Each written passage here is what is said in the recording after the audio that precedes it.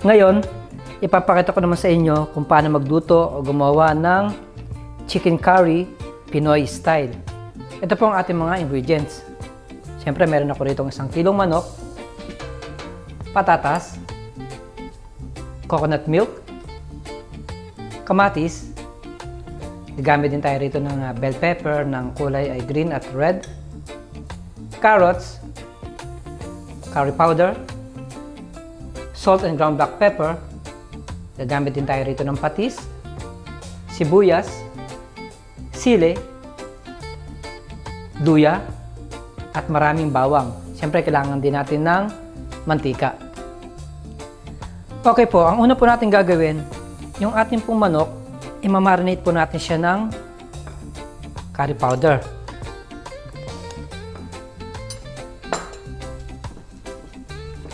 Kailangan naman po siguro mga 2 oras maximum natin siyang ibababad sa ating curry powder. Ilalagay ko muna siya sa aking fridge.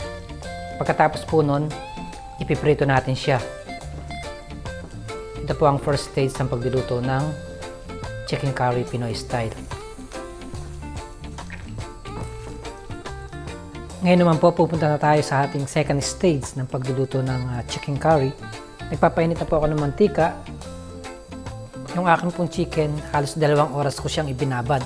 Nilagay ko siya sa fridge. So mag-i-start na tayo. Pero hindi po natin siya i-overfry. Siguro mga 5 minutes lang dahil syempre lulutuin pa natin siya sa coconut milk.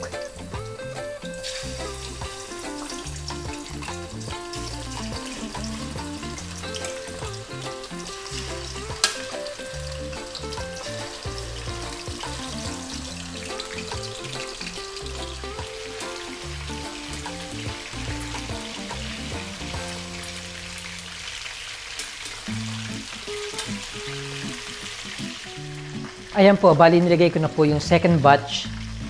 Mamaya, ang gagawin ko lang, magbabawas lang tayo ng mantika. Siguro magtitira lang tayo ng mga 30% para sa ating pagigisa. So ayan, bali nagbawas na po ako ng mantika. Magigisa na po tayo. Unahin natin yung ating garlic.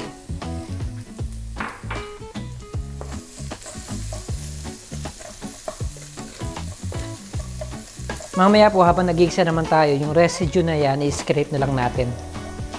Ngayon, ang atin namang luya.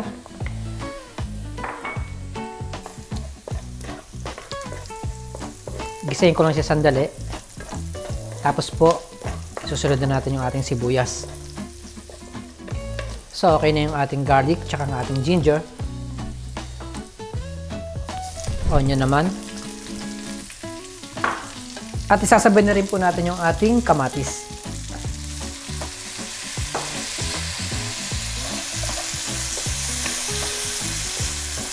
Ngayon yung ating pong onion at ang kamatis, siyempre magpo-produce siya ng liquid. Pwede na natin i-scrape yung residue. Nagdadagdag po ng flavor yon gawa ng lasa ng curry powder at ng chicken. Gigisahin ko lang siya sandali. Tapos po, pupunta tayo sa ating next step. Okay, ngayon, lalagay na natin yung ating patatas at ang pinirito na manok.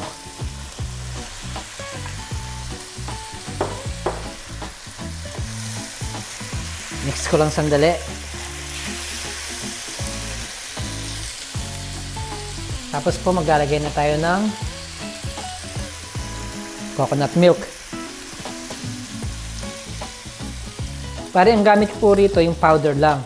Diluted ko lang sa hot water.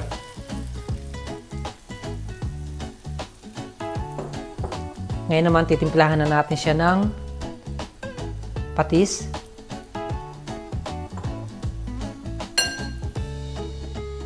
Paminta at asin.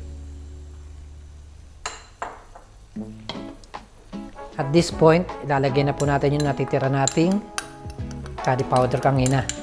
Kasi yung kalahati, ginamit natin sa pagmamarinate. Lalagay na rin tayo ng sili.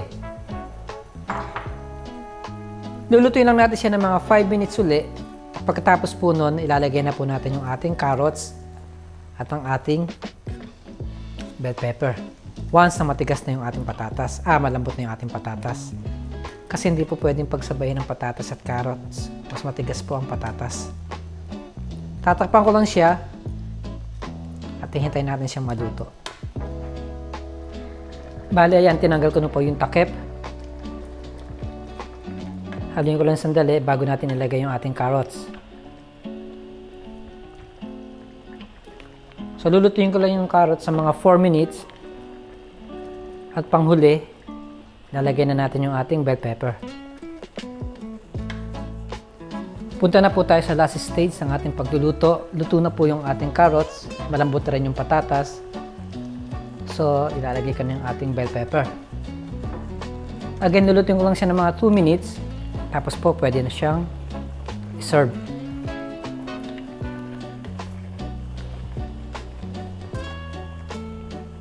Ito na po ang ating finished product.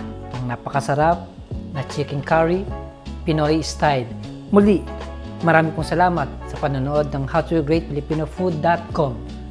Mabuhay!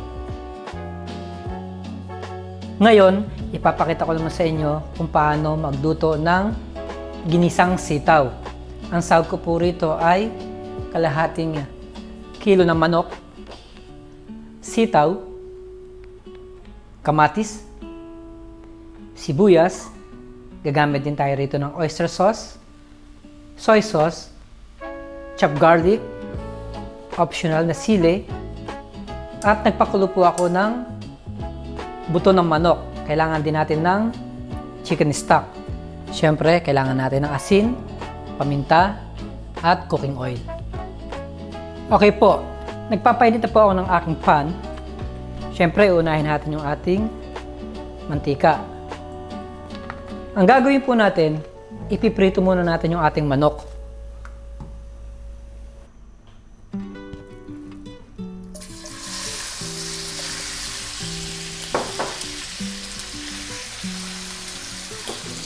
Tapos po, bubudburan ko siya ng asin.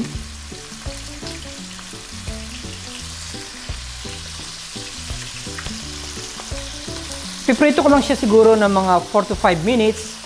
Once na medyo toasted na siya, set aside natin tapos po mag-i-start na tayo mag-isa.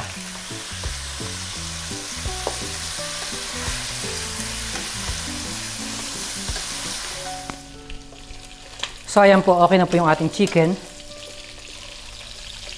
Pwede na siyang tanggalin sa ating pan.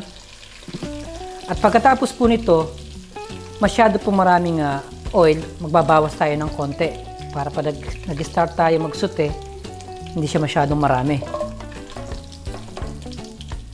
So magbabawas lang tayo ng self-oil na nanggaling sa chicken. So ayan, tuloy-tuloy na po tayo.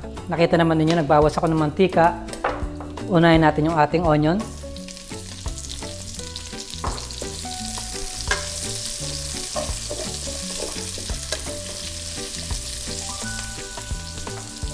Ating garlic,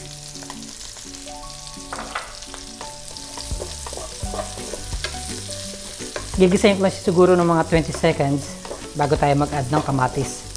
Hahayaan lang natin matusta ng konti yung ating garlic. Ngayon naman po, i-add na po natin yung ating kamatis. Lulutuin ko lang yung ating kamatis ng mga 1 minuto. Kailangan po lutong-luto yung ating kamatis bago natin ilagay uli yung ating niluto ng manok.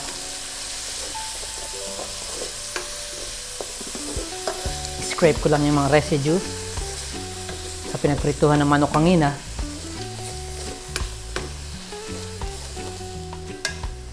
Okay na po yung ating kamatis. Ngayon, i-add ulit natin yung ating nirito ng manok.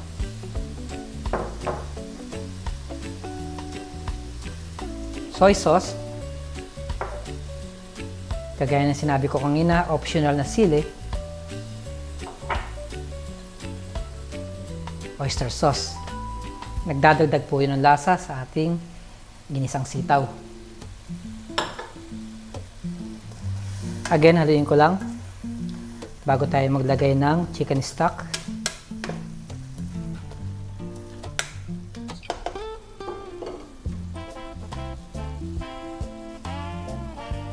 So kanina meron akong buto ng manok, kaya itong ginamit ko. Kung wala naman, pwede rin kayong gumamit ng chicken cube. Maglalagay ulit tayo ng salt.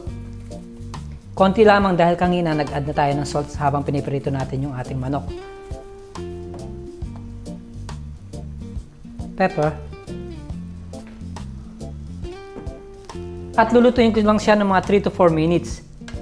Dahil hindi pa totally luto yung ating chicken. Once napakuluan ko siya ng mga 3 to 4 minutes, ipapanghuli na natin yung ating sitaw. Punta na po tayo sa last stage ng ating pagluluto ng ginisang sitaw na may manok. Luto na po yung ating chicken. Lalagay ko na yung ating sitaw.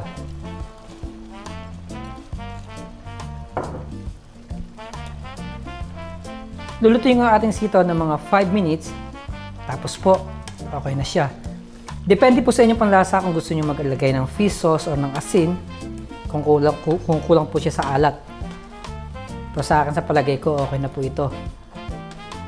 Maya-maya lang, pag naluto na siya, pwede na siyang transfer sa isang serving bowl.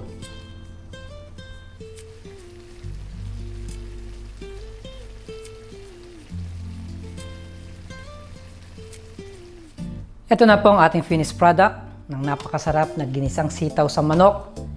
Muli, marami pong salamat sa panonood ng HowToGreatFilipinoFood.com. Mabuhay!